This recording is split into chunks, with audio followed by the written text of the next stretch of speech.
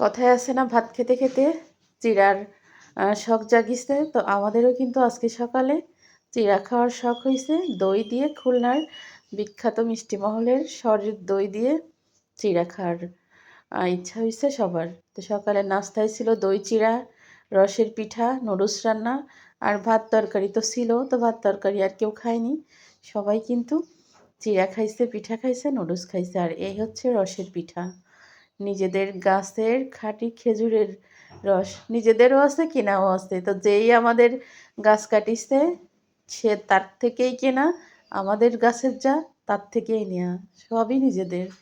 একদম খাঁটি রসের পিঠা, নারকেল দিয়ে চিতই পিঠা বলে খুলনার আঞ্চলিক ভাষায়, রস চিতই। আর এইখানে হচ্ছে নুডলস রান্না করলাম, যে শুধু মিষ্টি খাবে একটু ঝাল ঝাল কিছু দিই।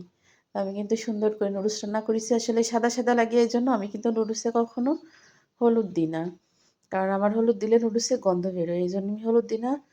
পেঁয়াজ, কাঁচামরিচ, ডিম, লবণ আর হচ্ছে সস দিয়ে নুডলস